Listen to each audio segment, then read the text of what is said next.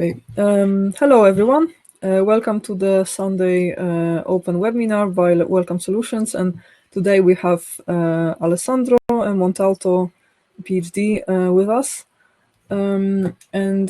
Alessandro, actually, similarly as me, he was studying computational neuroscience in his PhD, and he graduated from University of Gent. And then he also moved for a postdoc to Australia. But recently he took a life decision to change his career path, and he went to a direction that I know of many PhDs that dream of being one. So he became a coach. And it's really interesting because I see that there is a lot of demand both for coaching services, but also for a job of a coach. This is a dream job to many PhD graduates. So great that we have you today, Alessandro, and maybe I should greet you the traditional Italian way, buonasera. Oh, sorry for my bad Italian, buonasera. It's perfect. It's perfect. Definitely, I'm very happy to share it with you guys. And thanks a lot for having me here. And I'm very happy to share my story. So if I can help other people to maybe clarify what they're going through, or maybe clarify what they are headed to, I would be very happy to do that. So my story, it's quite a long story, but actually let's say that it's the story of a guy who desperately wanted to belong to a research team and that he could call family. That's what I really dreamt, to really be part of a research team, to really find solutions and to come up with cutting edge solutions. So I actually longed for stability, meaning a set of immutable conditions. Stability for me was a comfort zone, So my approach to whatever choice I made aimed to create that stability that never came and that it's impossible to obtain since life constantly evolves and changes. So what I did is to spend a lot of energy trying to create a utopian lifestyle. So much so that I ended up having a severe burnout and depression. So whenever at the end, because you asked me how come that you left academia? Well, I got very disenchanted about academia. At a certain point after when I got my depression and burnout, I was in Sydney, and I realized that the more I was involved with academia, so the upper, so to say, I went, the more of a politician I needed to become, because that's unfortunately what happens, no? And it's quite unsettling, because I say, okay, well, I want to work on real problems and help real people, but unfortunately, academia is quite disconnected from so to say the real world. I'm not generalizing here. At least I'm talking about what happened to me. And it was something like, I don't want to become a politician. I don't want to become a professor who is constantly busy asking for grantings and for fundings. That's not what I want. I wanted something completely different. So I decided to leave academia, and it was really a step into the unknown, having also a burnout and depression on my shoulders. So basically what helped me was my curiosity. I started my inner journey when I started my PhD, and I deepened it to get out of depression and the burnout. So basically what I learned was that I was avoiding processing my painful experiences. When I started to become a life coach, I realized how much being able to look straight into the eyes of the pain can make us free. So now I look at life with different eyes. I know that balance, so what I call stability, balance, needs to be nurtured and built on a daily basis. It's a dynamic, ever-evolving state of mind. So I can say that I went through a lot in the last 7 years, and I realized that being able to process pain is such a powerful process that I think everybody should be able to experience it. And processing pain enables a person to be more fulfilled, to experience a deeper sense of belonging, and to gather the courage to do whatever she wants to do and whoever she wants to be. Fantastic. Thank you very much, Alessandro. Great. And to my knowledge, you're also writing a book about your experience. Is that true? Yeah, it's true. It's true. I decided to put everything into written words and to carve a compelling story out of it to really show that change is possible. We don't have to be scared of changing. Of course, it's scary. It is scary to be able to step into the unknown, but it's definitely possible. And it's something that we want to do before it's too late. And I'm really talking about severe burnout, depression, disconnection with other people, disconnection with ourselves. And this can really bring us towards a discomfort that we don't really want to experience. It can be something amazing because maybe we have to hit rock bottom before we can go up again. But why not going through the same process without experiencing something so extreme? So that's why I would like to further help other people in maybe recognizing themselves in my story, in resonating with what I experienced and helping them facing their difficulties before it's too late. Okay, great. So could you share with us what is your personal secret for success? How did you deal with your pain? That's a very good question.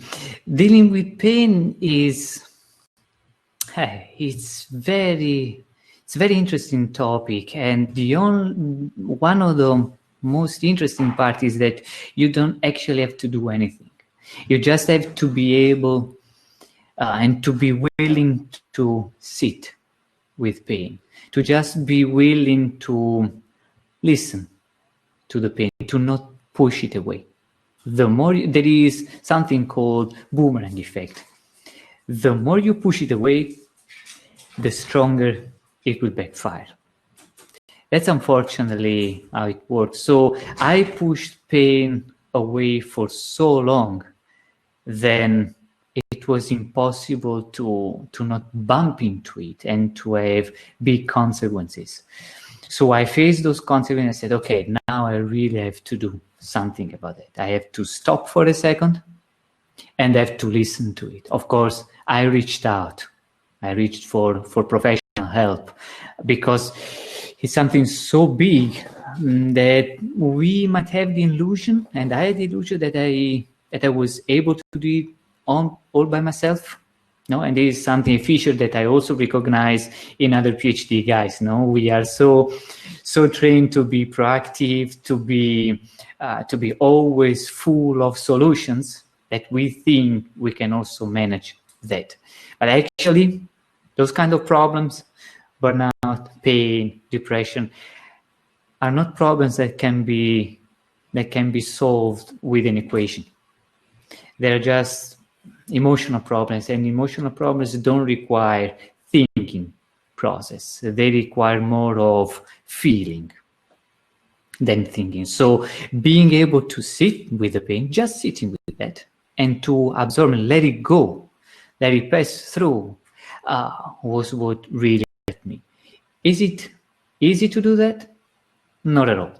It's not easy. That's why it's I would strongly recommend to reach out for help, because it's not easy to go through that. There are a lot of things that are going to worry us on a daily basis. So just sitting with pain seems too scary, seems too much of a leap. Mm-hmm. And we probably don't want to do that. But that's unfortunately the only way to really grow. That's great of you that you don't promise these fast, easy solutions, because yeah, this is what the internet is packed with.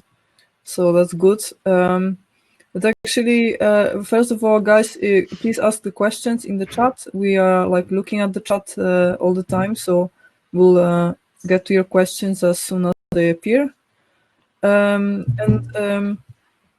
Okay, so please tell us maybe more from a practical point of view how you became a coach. So what do you need to do to become a coach? Because that's also the question that many PhDs have. Yeah, definitely. In order to become a coach, you definitely have to follow some courses, and you have to go there by yourself first. There is no way that you can help other people if you don't experience something firsthand. So in my case, I'm helping remote workers dealing with burnout situations, with depression, with being in a team, with learning how to better communicate, how to learn how to be in a team, to learn how to really be in a team productively and efficiently. So I was at the point where I wanted to do everything by myself. So I needed to learn how to be a team player. So that's the point. Follow a course. I can also recommend some courses. I can recommend a course that I follow. There are several courses out there, but just watch out, be careful, find a course that has a community behind, because you can also train, as I did, within the community. It's a safe space, it's a safe environment, and then you can start helping other people. So you have to go there by yourself. You have to work a lot on yourself, emotionally, psychologically. You have to really be there for other people. You really have to want to be there for other people. And you have to exercise a lot of active listening.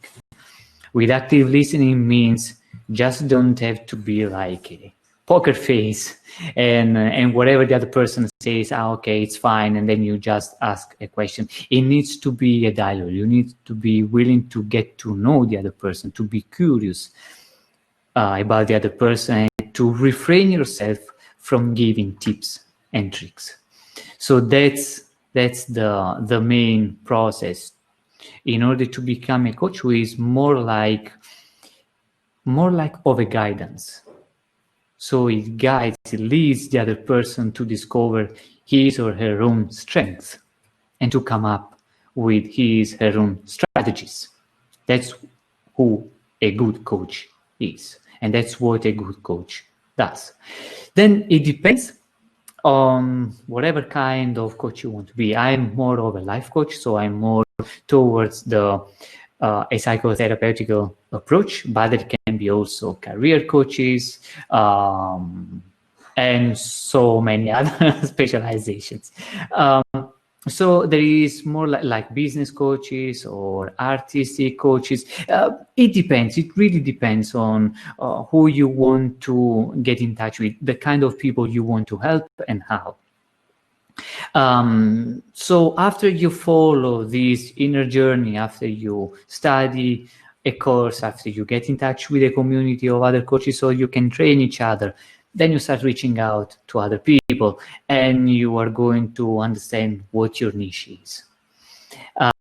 So that's basically how you become a coach.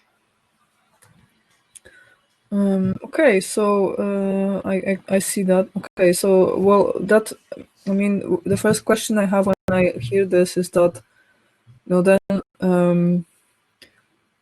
well, how much effort do you have to actually put in? Because to become a professor, like to become a doctor of medicine, you need to study like 6 years and then practice for another like 5 years or so in most countries. To become a independent researcher in physics or in neuroscience, you need to go study masters and then study PhD and then graduate, and like to become a coach, like what do you need? Because like it's a bit worrying if that's just a matter of one course, right? Yes, that's why I said, unfortunately, there are less and less people who are willing to go to a coach. Nowadays, there are a lot of coaches out there, and I hear from some people that as soon as they hear the word coach, they associate with charlatan.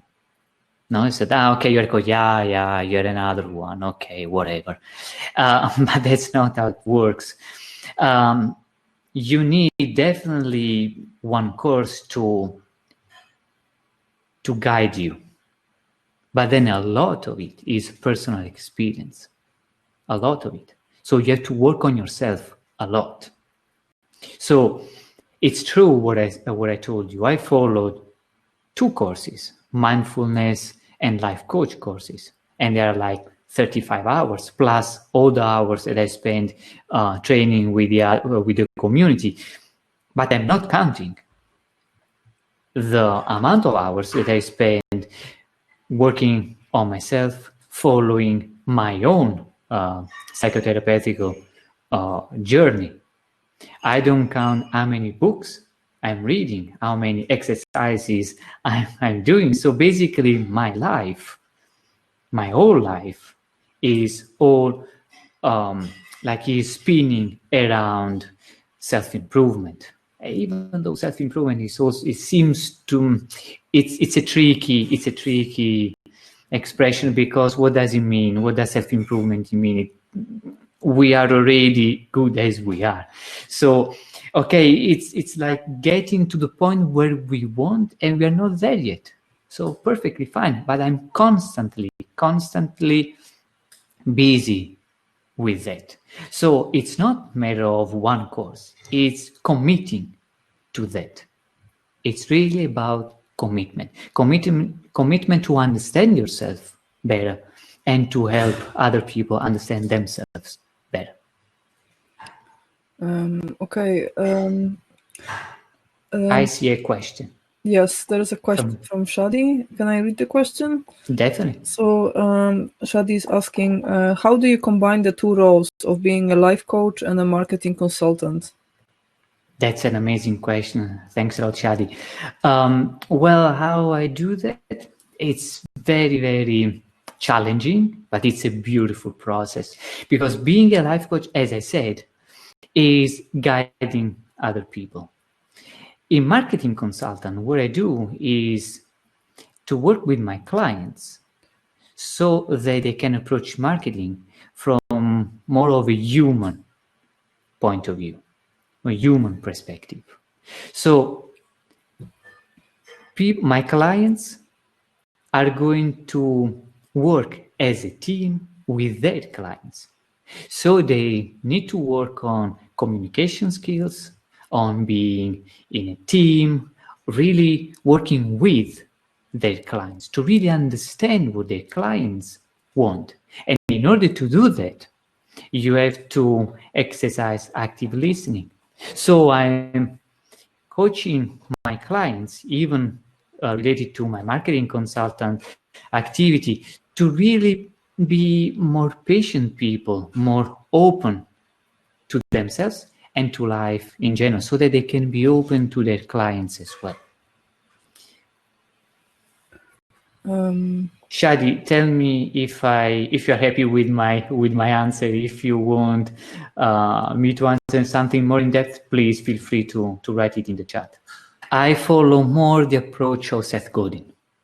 That's my guidance. So to be much more human, to not try to convince people that they have to buy your product. I don't really want to have clients who are just focused on selling. I focus on clients who want to help people. So we start from the problem that people are experiencing, and they build a solution. And they are constantly listening to the people. Okay.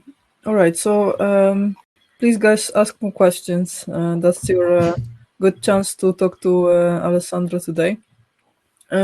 My question would be then, how do you see yourself now? So, what do you put focus on, like in your own development for now, and what are your plans of developing your activity online and offline in the near future? So now I'm focusing on ACT, acceptance commitment therapy. So I'm really studying it. I'm practicing it on myself and with my clients in order to improve the number of tools that I have at my disposal to be able to help clients and my clients in the best possible way. As for growing my business, that's basically what you were asking, if I got it correctly. As for growing my business, well, I'm just out there. I'm writing I'm still keeping my blog alive with my posts, and I'm focusing now in writing this book. So that's what I'm doing. And of course, I'm here today in reaching out to people and trying to, even with a small intervention of 1 hour, to try to help and give my contribution to other people. Okay, great. So, from all your experience so far, what are the tips and what is the advice you could give to early career researchers, those who are still in academia and those who are already thinking of changing careers? That's a very nice question. Well, what I would say is that keep having an open mind. So either you want to shift career path or you want to continue in the academic field, whatever your life choices are, talk to people, talk to as many people as possible. You want to be a professor one day, perfect. Talk to as many professors in your field as possible. Why? Because what you really want is to understand the kind of lifestyle that you're going to have. It's very tricky to think that once you are going to be a professor, you are going to do things differently. It's very tricky. But if you are in a mechanism that is going to squeeze you, after a while, either you survive or you change career path, and maybe it can be too late, it can be too frustrating, it can be too much. So above all, if you are at the very beginning, talk to as many people as possible, trying to understand their lifestyle, trying to understand what they do, who they are, try to understand whether that life is for you. It's very easy to get into this treadmill of needing to publish and needing to do your job. It's fine. It's fine to spend 4 years or 6 years of your life devoting your time to a certain project, a project that you really believe can change life of people. But don't stop asking yourself why. Why am I doing that? What am I going to accomplish with that? Am I really going to help other people, or is it, at least for instance in my case, or is it what I'm doing my PhD my PhD work only one small cog in the whole mechanism, and I will probably never see anything applied in real life? Continue to question everything. Try to get a really good picture of the whole life in academia, and then you try to make an educated guess according to your feeling and to who you are. So that's the first tip. And the second tip is, don't give up your passions. Never. A person is shaped by her experiences. So it's not only about hard skills. It's not only about how fluent you are in coding, how many programming languages, it's not about that. But more often than not, getting a job, getting the job that you really want and you're passionate about, is about how to use your soft skills. So how you communicate, how good you are in a teamwork. Usually, a PhD is a solo project where you learn how to be very proactive, looking for problems and solutions. But this attitude can be a drawback when you work for the company. So you have to change mindset. You have to adapt. Are you willing to do that? That's the point. So it's really nice and I would strongly recommend to take those two tips into account. Talk to as many people as possible and never give up your passions. That's very, very good advice, Sandra. And actually, if I can add something to this, I also see that people, like in a long perspective, people who choose, it sounds trivial. It sounds like, the Tony Robbins type of philosophy, but it's actually true. And people who in the long run choose for what they really feel passionate about over the things that are currently preferred on the job market, in the long run, they always win. Like going, even going for 1 year in the right direction gives you more than going in for 15 years in the wrong direction. This is like a very simple calculus. So, and professional career is really the longest journey of the whole life. It's 30, 40, 50 years of your life. So really, you have to really play a long-term game here and just not think about like short-term rewards, because also the scope of professions that are well paid today, like it might change within 10, 20 years. Like who knows if data scientist is well paid in 20 years from now? Might be not. It might get automatized and no longer be a good profession, or maybe 90% of the jobs will be taken over by codes and computers. So it's really, if you only take decisions based on that, in the long run, you might be bitter and disappointed, because you will end up with a job that you neither like nor are paid well for. And so I totally agree. And with about evaluating academia and whether or not it's worth it, it's I also totally agree. And I think in every job there is some balance of pros and cons.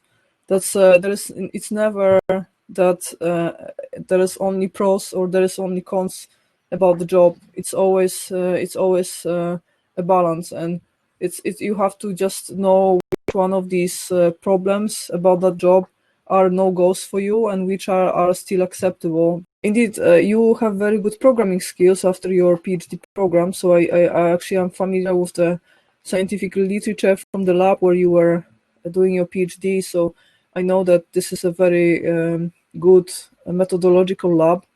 So all you guys have really good technical skills and programming skills. So my question, weren't you at any point tempted to try to monetize on your skills? Because there is so much job for software developers and data scientists these days. Yeah, that's a good question. And I tried to build my own startup with Mute, my toolbox, an entire toolbox that I developed during my PhD project. It has like 8 methods in order to detect transfer entropy among variables. So it was very nice. I mean, it also had like a pretty fair success in literature. And I tried. The point is that when I realized that building a startup meant really be part of a highly competitive world where I needed to work like 14 hours per day in order to accommodate the needs of the early clients. I needed to sooner than later start hiring people, start hiring new programmers in order to develop my toolbox even further. Why? Because, I mean, it's code. So code can be really, not really copied, but how can I say, if Google sniffs my code, what my code can do, well, they already have teams of excellent programmers working on that. So they can really reproduce what I did in like a couple of months, something like that. And also my code was not really the whole code was already on GitHub because it was proprietary of university. So it would be very, very easy for them to just copy paste and to translate in another programming language. So in order to really survive as a business, as a startup, I needed to work like hell on programming, coding, investing money, resources, time into even more coding, into studying more. And for what? That was my point. For what? What am I doing? I mean, am I wearing out the best years of my life sitting in front of a PC just to do what? Coding in order to earn money? Earn money, I learned that the aim of earning money per se is not enough to make anyone feel fulfilled. I've talked with a lot of people, and nobody told me that making money, the act of making money, made them happy or fulfilled. So I said, no, I don't want this. I want to follow, as you said, I want to follow my passion.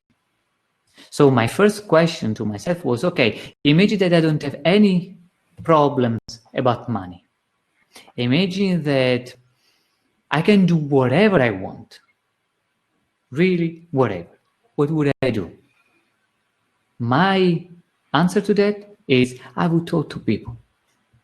I would be in touch with people. I would look for connection to people.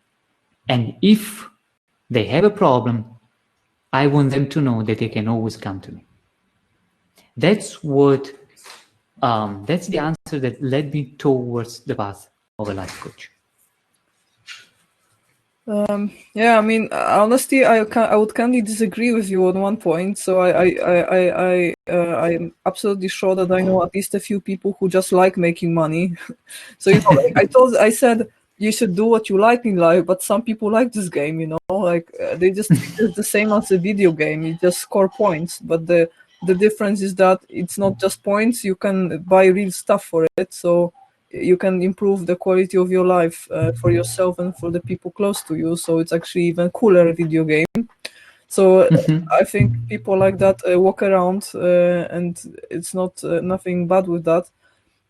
But actually, there are also people who honestly just enjoy programming. So for them, this is the enjoyable thing. So I was just curious if you are one of these people, or rather, you just need some other motivation.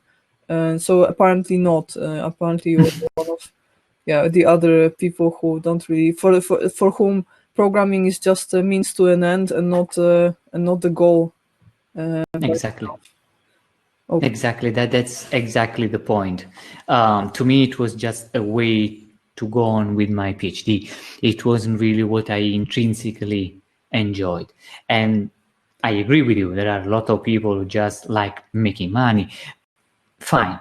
I mean, I don't have anything against that. What I'm saying is that our culture is pushing us to think that the more we possess, the more goods we own, the more happier we can be.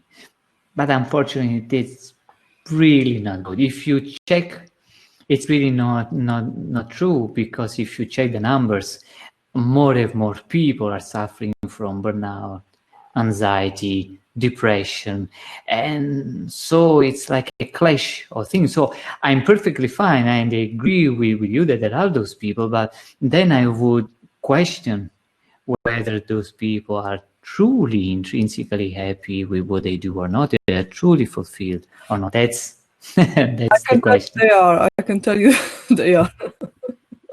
Okay then.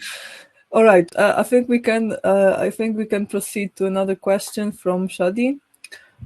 Thanks for your answer. Then I would have a second question, if possible. How much companies are eager to get help from a life coach compared to a business coach, as an example? I'm interested to know if it has been challenging for you to convince the companies your approach is promising and highlight it for them. I'm trying to know if we are in a stage of business, people could understand and appreciate the difference between your work and what a business coach does. Thanks a lot for this question, Shadi. I have hard time to convince companies that my services are good for the whole company, because there is a lot of resistance. There is a lot of being stuck in this kind of treadmill.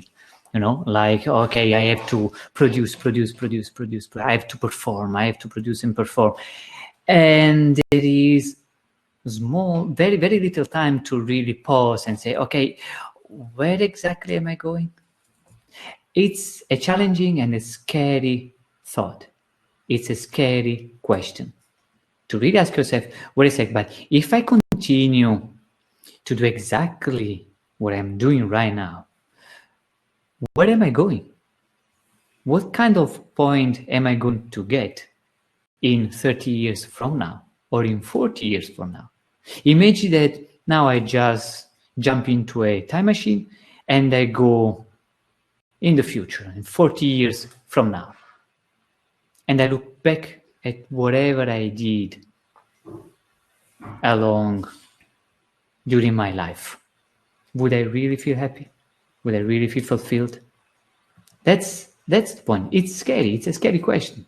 And a lot of people cope with that question by just not thinking about it, by just ignoring it.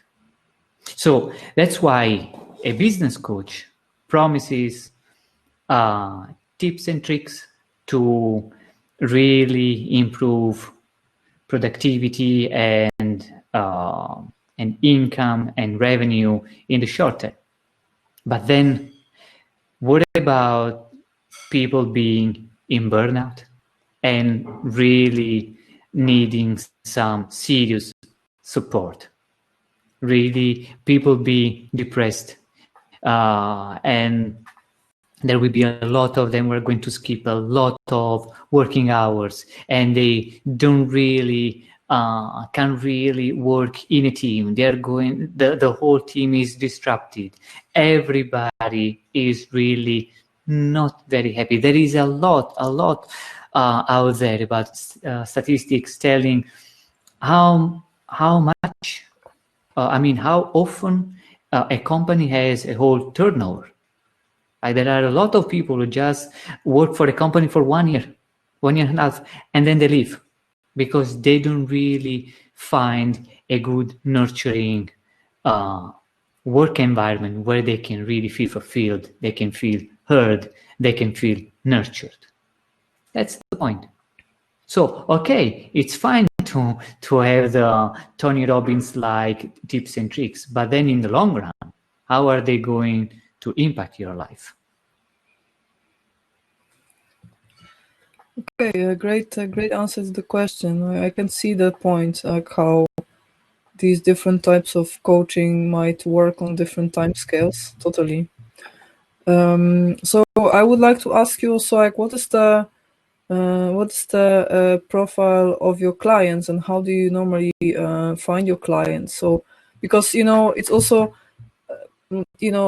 once you take a decision to become a coach and you take a course, that's your initiative, and this is more or less algorithmic, right? You take a decision, you go to a course, you finish a course. But like I know from autopsy that the real difficulty is actually to find first clients, especially in this type of profession where a lot depends on personal branding. So like usually once you work as any form of a coach or a advisor, typically people come to you through recommendations because they chose you, recommended by friends or trusted people.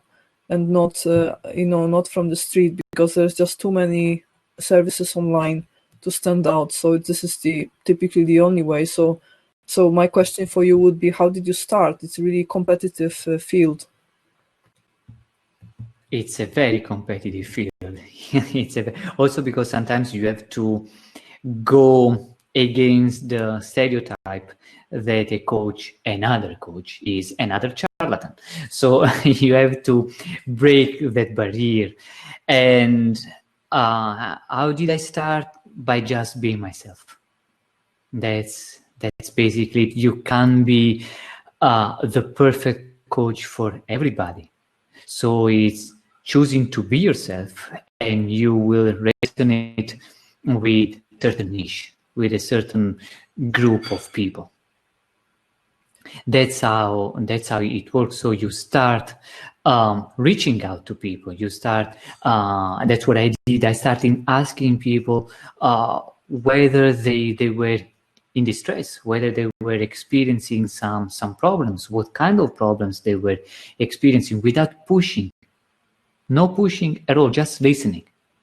And then if they ask me some help, I could reply. That's basically it. And what did you ask? I'm missing parts of your question, I think, or did I reply everything? Well, I was just asking how you started, so how you basically got this initial momentum to keep on going. So from what you're saying, you were really proactive, and you were offering your help to other people, and just getting into a conversation and first offering your help for free, and then if there was some collaboration, long-lasting collaboration going out of this, then you were also proposing some business relation, right? That's the how it works. Yeah, definitely. I offer the first session for free. It's an assessment session during which we can have a normal, friendly conversation, and at the end of the session, the client knows what her strengths are and what she needs to work on. So my niche is remote workers. I started working with remote workers October, November last year, because I've been a remote worker for more than 15 years, basically. So I found that niche close to me, and I really think that remote work is a great opportunity for us to really take the lead in changing our society. So it's a great way to build our future, and not only our future, but the future of the whole planet and the future generations. So I really believe that remote work is something great. And now the Corona crisis, we have the opportunity to test it on a global level, but we should be careful to not screw it up, because if we don't learn how to really work remotely effectively and productively without burning ourselves out, then the whole experiment can be a disaster.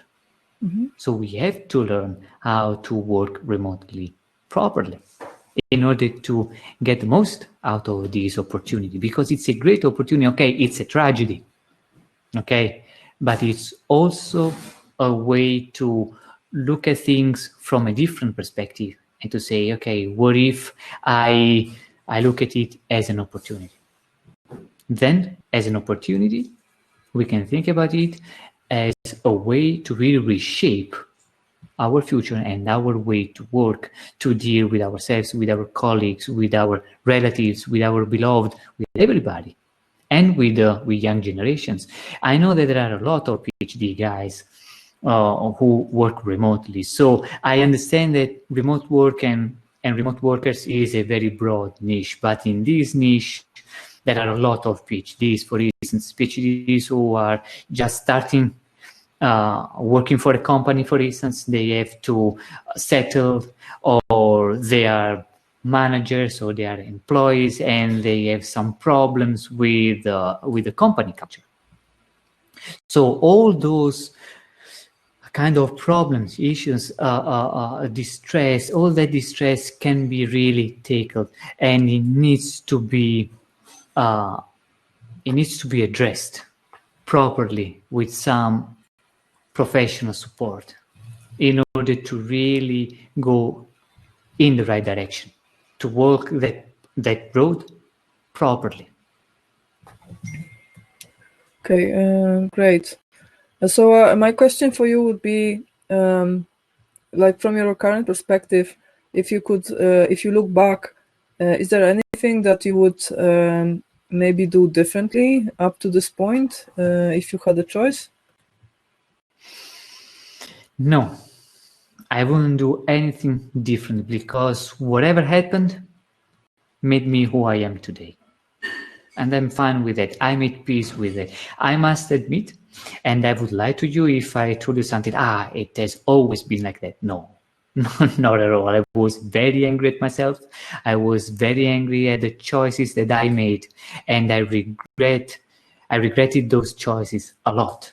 Mm-hmm. But then, deepening my inner journey, as I told you, made me realize that one way to look at it is once again understanding that everything was an opportunity. Whatever happened paved the way for me to become who I really wanted to be.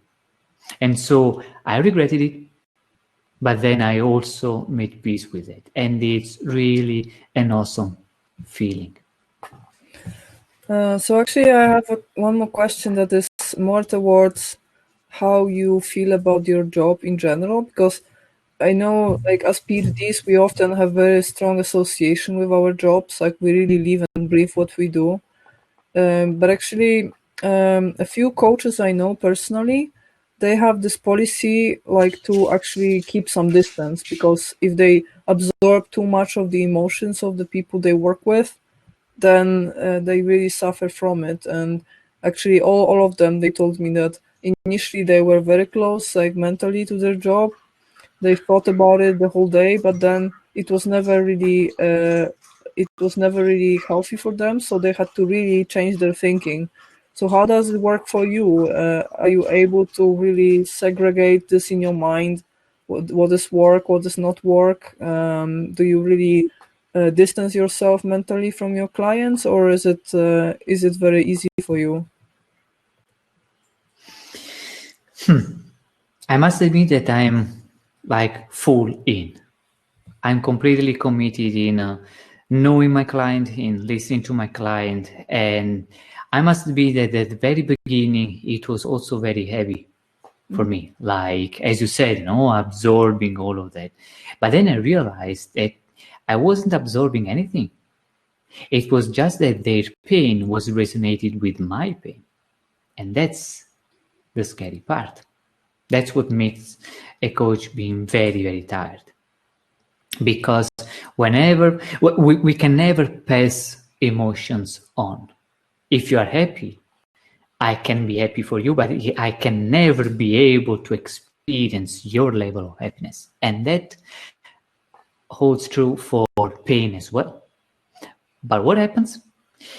What happens is that if you are suffering and I have some unresolved pain, unprocessed pain in myself, your pain is going to resonate with mine. And then I feel my own pain. But if I go as I did, and I'm still doing it, I'm not there yet, and this is a never-ending process, so I will never be there. But I'm working constantly in order to process whatever pain is still within myself. Then it's much easier to empathize with other people, to listen to their pain, because it doesn't resonate with mine anymore, because there is nothing to resonate with. So I don't need to say something like, okay, I have to mentally be far from my client. No, the opposite. I need to completely fine tune on my client in order to understand what's going on and to really guide him. Okay, so a question from Emily. If your main driving force was to help people, how do you address customers who cannot afford paying? Normally, coaching costs quite a lot. That's true. When it comes to this topic, does it not interfere with your main goal or desire of helping people? Very good question. That's an excellent question. Thanks a lot, Emily. I had this at the very beginning. Okay. I also needed to go to a business coach in order to understand what was going on in my own business. And the first thing that I needed, one of the things that I needed to rearrange was my relationship with money. That's a very, we as PhDs and people in research have a very biased stereotype, like money is evil. Of course, I'm not saying that everybody has it, but I had it. So money is evil. We are used to put everything we do out there for free on a journal or on archive, whatever. Okay, we are always willing to share for free. Okay. But it's also true that how is it possible that, for instance, journals want to be paid a lot for something that is supposed to be free? So you see, there is also a conflict there. Now, the point is that we can always do something for free.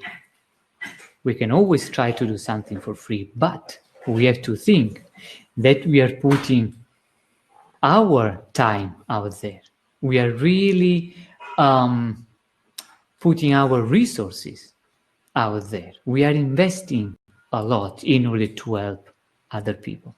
And if we are not sustainable, then we can't help anybody. So I understand your question about money, but money is about building trust. When a client pays me, it's because he's trusting me that I can help him. So he pays me, he builds that trust relationship, and he's sure that I'm putting out there myself 100%. And I'm there for him, and I'm going to help him. I'm going to do whatever it takes in order to help him. But imagine that I don't do it for free, as I did at the very beginning. People didn't get me serious. People said, yeah, okay, whatever, yeah, maybe I can think about it, yeah, I don't know. They didn't do the exercises. They didn't reply the questions that I asked them. While I was talking to them, they were thinking about something else. There was no commitment. So I don't ask an enormous amount of money. I ask what I think is a fair price, but that commitment is represented by money from the client side and from by my energy, by my commitment in helping him or her from my side. That link must be in place. Otherwise, if I talk, the other person doesn't listen. And if the other person doesn't listen, I'm not motivated in further talking and further helping the other person.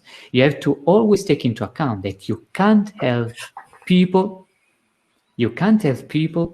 who don't want to be helped.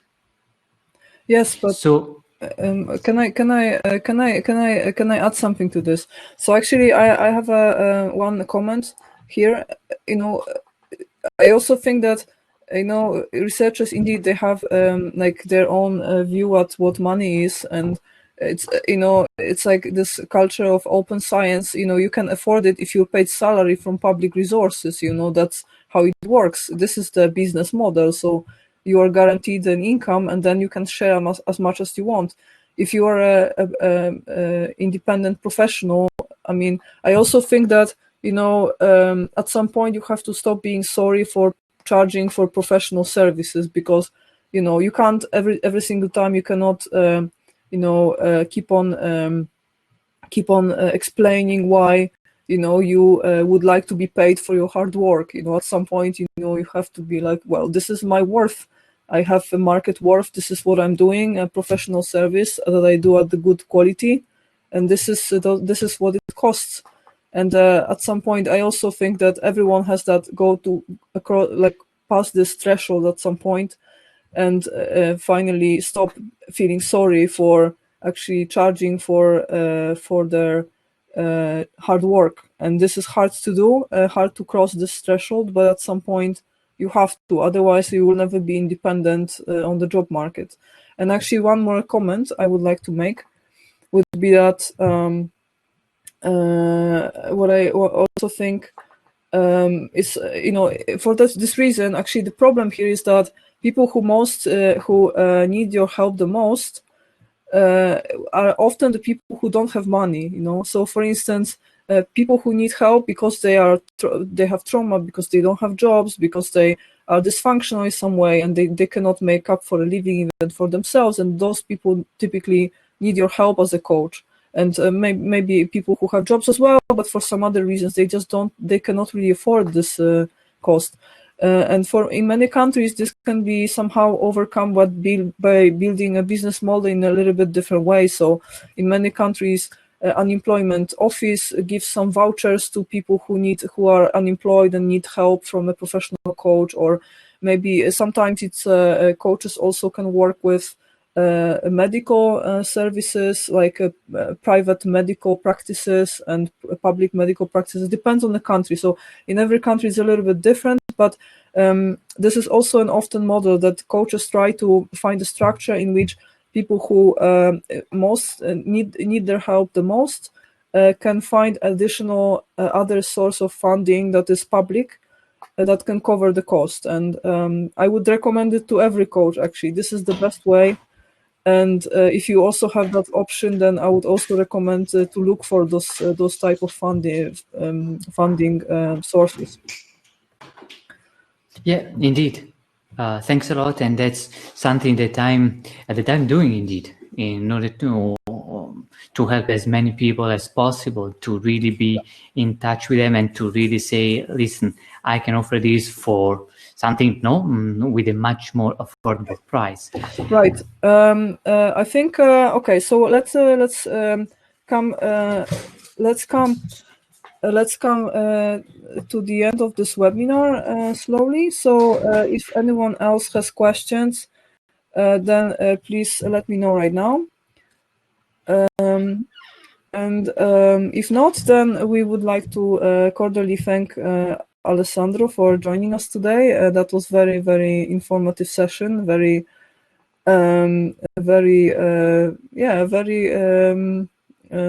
different, also very much into the soul and into the spiritual path, and I really enjoyed it a lot. And thank you so much for sharing with us, Alessandro.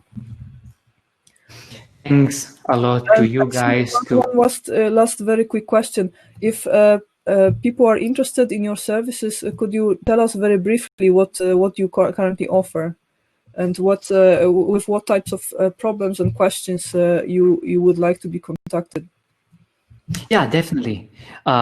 So basically, whatever remote workers, whatever kind of problems remote workers are experiencing with respect to communication, teamwork, productivity, work-life balance, setting boundaries, and being able to take some deserved rest, they should contact me. And for much more, I would just suggest to jump in the first conversation. It's for free. They can get an assessment for free, and they can see whether they want to work with me, whether they need to work with me, or not. So it's perfect. I'm always open to get to know and to meet other interesting people.